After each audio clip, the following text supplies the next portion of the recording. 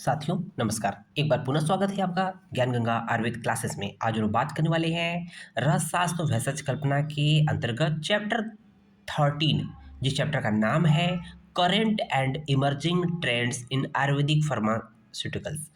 इसके अंतर्गत जो सब हेडिंग है वो है cosmetic formulation and regulatory provision. Means जो भी कॉस्मेटिक्स का निर्माण, साथ ही साथ उस निर्माण में कौन कौन से नियम कानून होने चाहिए, जो विधि विधान है उसके बारे में बात करेंगे। उसी के अंतर्गत हम लोग हेडिंग पढ़ रहे हैं।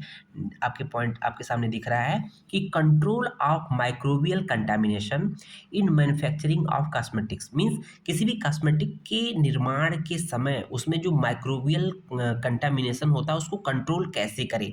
ओके, तो सबसे पहले देख लेते हैं कि कंटामिनेशन क्या क्या होता है, क्या हो सकता है। ठीक है, उसके बाद कंट्रोल देखेंगे। तो यहाँ देख रहे होंगे cosmetic require very hygienic condition, बहुत ही ज़्यादा साफ सुथरे स्थिति में बनाने की बात कही गई है।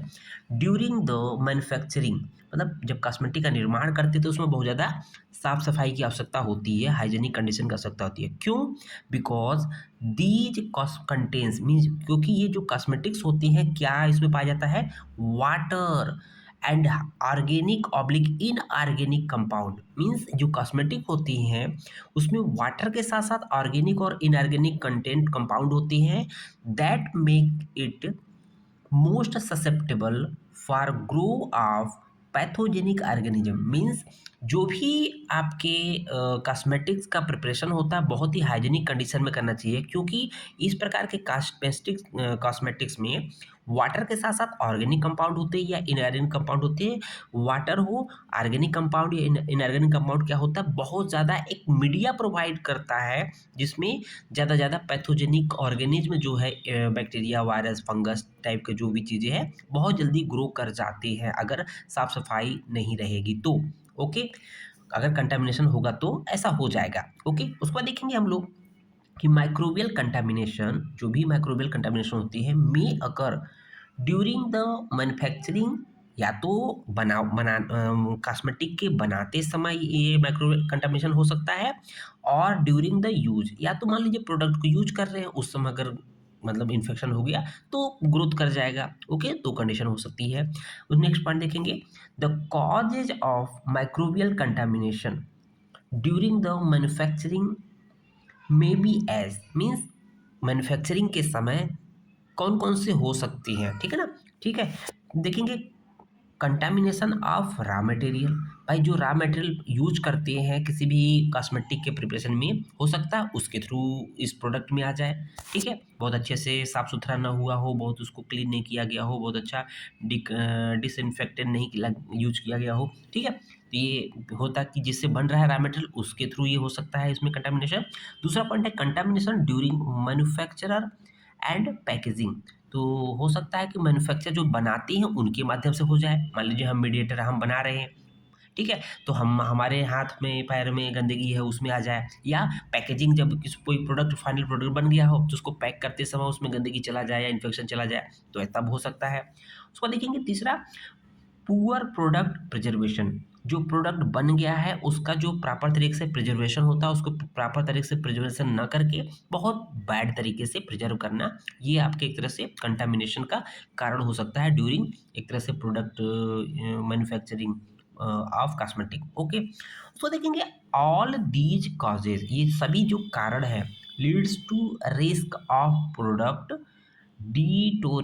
Deterioration. Most frequently microorganism, जो कि बहुत ज़्यादा मात्रा में, बहुत ज़्यादा प्रायोरिटी में जो माइक्रो ऑर्गेनिज्म होते हैं, बैक्टीरिया, वायरस होते हैं, देखेंगे स्यूडोमोनास ऑरिजिनोस। स्यूडोमोनास ऑरिजिनोस हो सकता है, क्लेप्सिएला हो सकता है, ऑक्सीटोका हो सकता है, स्टेफाइलोकोकस ऑरियस हो सकता है, एक्सेट्रा। तो ये मोस्ट कॉमन तरह से सब्सटेंसेस हो सकते हैं, ऑर्गेनिज्म होते हैं जो कि ग्रो कर जाते हैं। ठीक है, are found in the cosmetic, तो ये कॉस्मेटिक जनरली पाए जाते हैं। ओके, कंटामिनेशन के दौरान अभी तक हम लोगों ने देखा कि किस तरह से एक तरह से मतलब मैन्युफैक्चरिंग के समय कॉस्मेटिक में कौन कौन से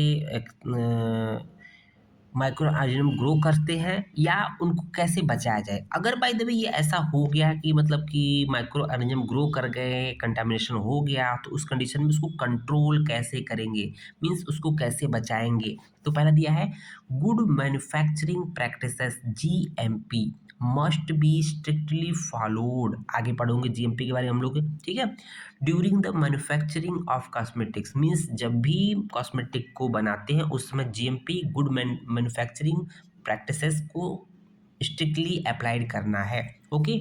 water treatment, comma, microbial control of raw material, equipments डिसइंफेक्शंस,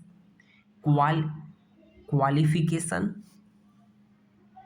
of persons personal use of preservative and antioxidant can reduce the risk of contamination। तो कुछ ये मतलब तरीके हैं जिससे कि ये आप प्रिपरेशन के दौरान, मैन्युफैक्चर दौरान उसमें जो भी इन्फेक्शन होते हैं, जो भी कंटामिनेशन होता है, उसको बचाया जा सकता है। तो इस तरह से ये पॉइंट समझ में आ गया। धन्यवाद।